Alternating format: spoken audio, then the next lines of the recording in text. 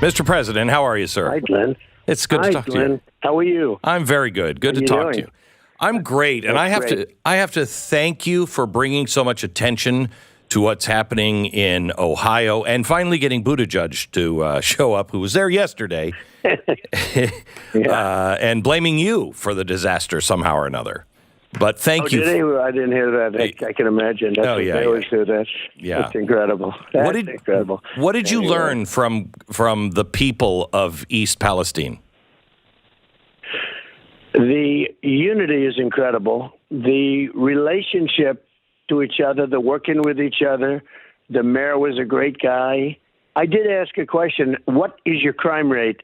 And it's almost zero. So, here we are in New York and different cities where it's not only is it not zero, it's numbers that have never been seen before. Yeah. And horrible crime, too, just be getting whacked from behind your head with a baseball bat and things.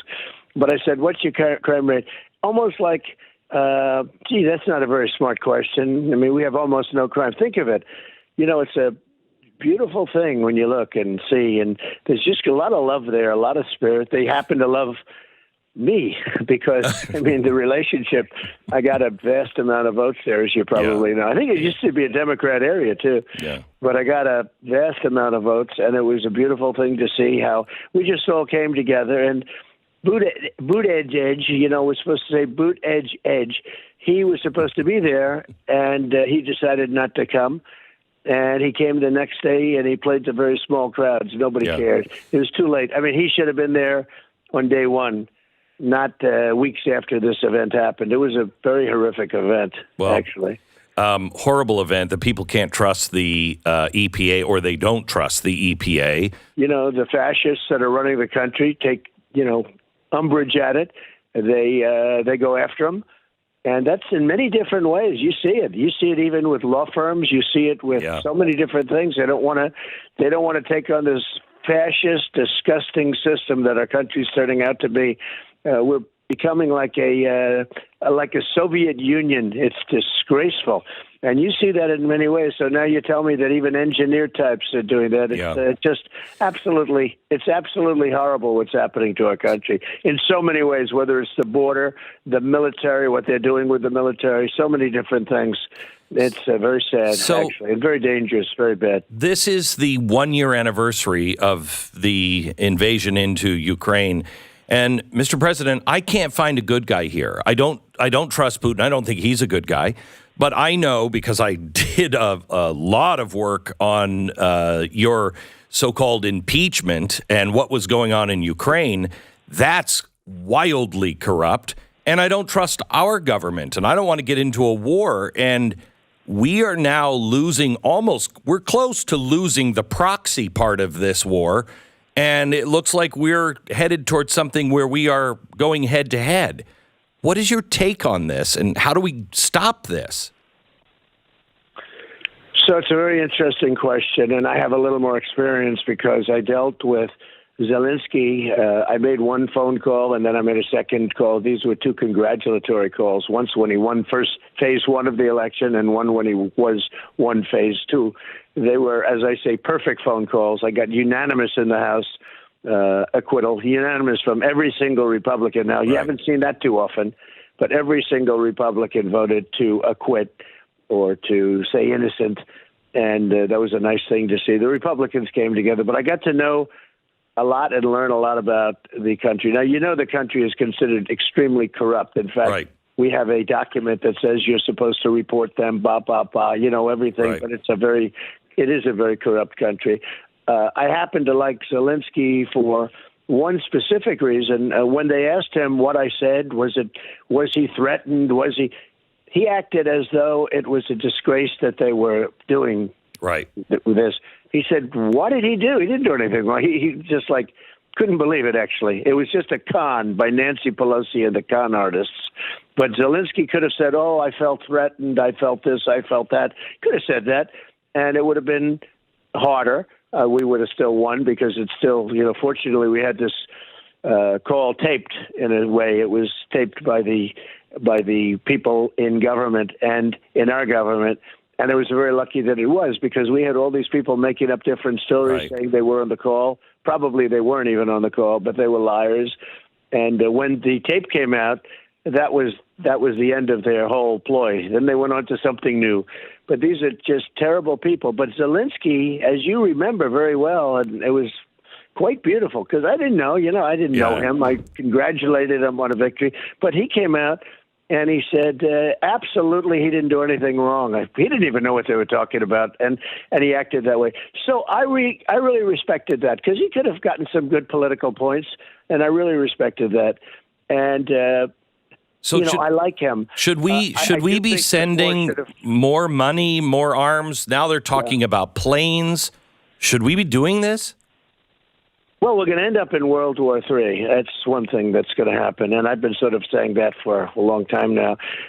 Are you ready? Just in a very quick nutshell, this is a war that should have never happened. It would have never happened if I were in office. Zero chance of it happening. I used to speak to Putin about it, got along with Putin very well. Don't forget, I was tougher on Russia than anybody else. You're one of the people that face that. I ended their pipeline. I sanctioned them. I did so many, and yet I still got along with Putin. That's sort of a trick.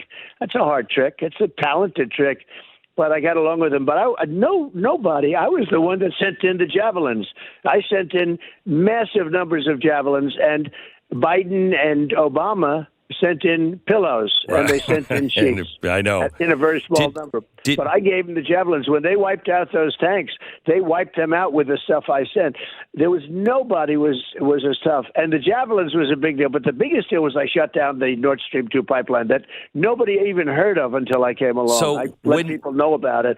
Nobody heard of it. When you go to the Nord Stream pipeline, which you did shut down, Biden opened up.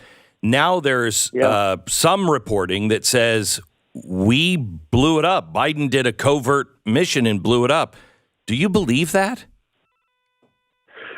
Well, it could have been us, and it could have been Ukraine, and it could have been some third-party country that wants to see trouble. The one group it wasn't is Russia. They blame Russia for doing it. This is a main source of massive income to them. They didn't blow it up to make a point. That's the one thing I can tell you for sure. Remember when it first happened? They said Russia did it. Russia always says Russia. And I lived for years with that where everything gets blamed on Russia, gets blamed on you. These people are sick, I'm telling you. But it could have been working in conjunction with Ukraine because Ukraine has total dominance over the United States, total dominance. I mean, we've given them probably $150 billion, and Europe has given them almost nothing. And that bothers me. That really bothers me because I had it out with them on NATO. We were taking care of NATO. We were taking care of. I got $450 billion from the European nations from NATO. That's the other thing. Nobody was tougher on them, but then they still beat us on trade because I had that just about stopped. Europe is almost as bad as China on dealing on trade. They're very, very restrictive, very, very tough. They don't take our cars. They don't take our farm products, meaning much of. They don't do, they treat us with a lack of respect. Well, they were starting to respect us a lot and big, and we were straightening a lot of things out. But the saddest part about the war is that this is a war that should have never happened. Correct. Okay, so now it happened. Now you have to get people in the room. You have to knock heads, and you have to get it done. And that would mean saying things to Putin and saying things to Zelensky that they're not going to want to hear, and getting them into a room and getting it done. People are dying by the thousands. Glenn, when I see the reports that they knocked down a city, these cities are being leveled. There's not a building standing in a lot of these cities.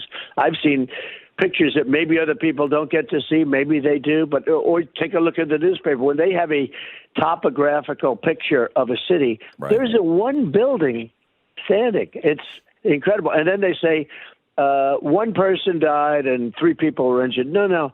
Many people died. Right. Many people were badly injured, and we're not getting the true facts about what's happening in this war. Let me ask you one more question, because I know you're on such a tight schedule. So let me just ask you one more question. China is now offering to negotiate the peace there, but the Chinese just flew a spy balloon, which we didn't shoot down. But today we're finding out that a U-2 spy plane took pictures of it. It had a payload the size of 3 different buses. It was being navigated, solar panels creating energy for it, and we allowed it to fly over our missile silos and Strategic Air Command. This is dereliction of duty if we're being kind. Well, there are those that say, as you know, that Biden and the Biden family are truly conflicted and compromised with respect to China. There's a lot of money going around, and it's substantial money and big money, and decisions are being made. I mean, when you look at what they're doing to us on trade, they're giving back so much of what I won, and it's crazy. It doesn't make sense. It's like the border. It doesn't make sense to allow.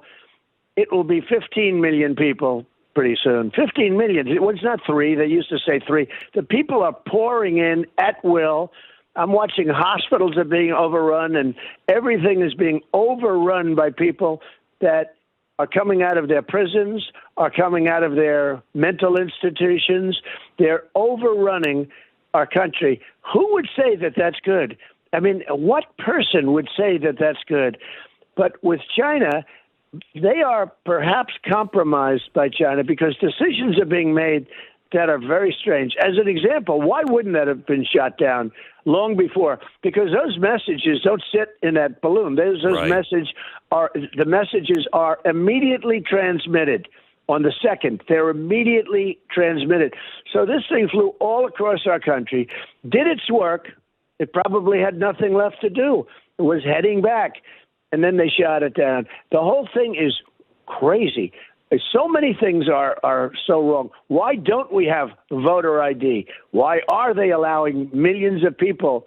And many of these people are terrorists and people that are going to be causing us problems. We're going to be feeling the border for many years to come. Yeah. No matter who it is, we're going to feel it. They are destroying and poisoning our country. And you say, why are they doing this? Why are they doing it?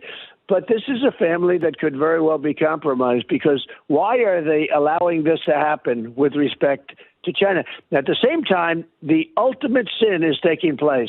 And I learned this when I was a young student studying history.